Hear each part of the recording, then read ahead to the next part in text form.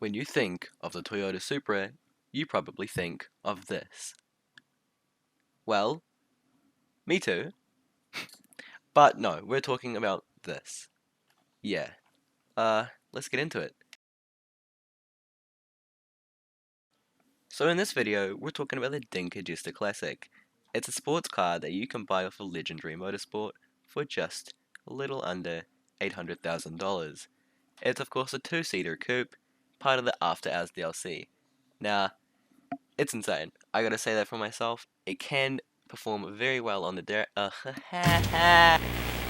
it can perform very well on the drag strip and beat lots of other cars unless you're racing somebody in a fucking Devastate. Personally, I have to say this car is probably one of the best and more worth it, especially in terms of speed, sound, but it's got something very different to a lot of other cars that for drivers and car people is a key aspect in liking a car. I am of course talking about the notorious double clutch, something this car doesn't have and that you cannot do. Well, you can try, but pretty much you lose all your power and you don't go anywhere. So what happens when you double clutch is you of course release the gas pedal, tap the handbrake, and then go back on the gas. What this does with most cars is it hits a speed glitch so you can get into high gear faster, you rev limiter, and you're a speedy boy. I hate making YouTube videos. It performs pretty well on the track. You can throw it around, left to right, middle or center. You can actually not drift in it though. That's something it does struggle to do. Of course, power sliding, that's a completely different thing, and it does pretty well in that aspect. And we will show you in just a minute how it does handle getting whipped around. So let's cut to that.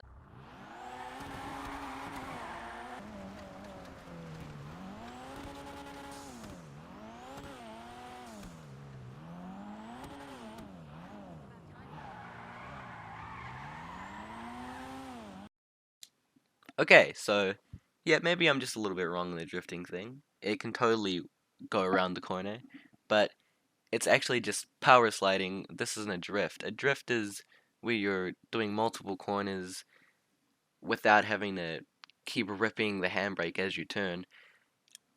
This, to me, isn't really drifting. As I said, it's just power sliding. I did just totally destroy that corner though. That was just insane. But for drifting in GTA, I do recommend the Comet Retro Custom, as it just clears out parking lots easy peasy. But not the Jester Classic. This is more of a drag car or street car. Even though I don't actually have drift customizations on it, it doesn't really matter in this game. But nevertheless, drifting in my book is a no. One more thing I think I should actually add to the Supra is that it is a rear-wheel drive, which is very good for drift cars. Unfortunately, this is just far too grippy, and while it does have decently good handling, it's also not one of the best for racing and sports. It ranks number 40 in overall.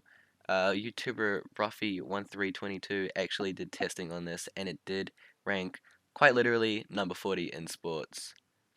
So the core kit is in 39, and while the core kit isn't actually that fast, its handling is much better than the Jester Classic.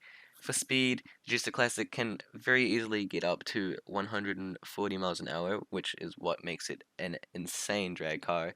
Its acceleration is definitely above average, but something I find pretty interesting with it in the game, not in real life, this is totally unrealistic, is that it's a, I think, 4 or 5 speed transmission car, and that's just very odd because I would have expected it to be a 6 speed for drag racing, but because it has 5, it's probably got a lot more potential for speed and power, and for drivetrain, oh, I already said that, rear-wheel drive.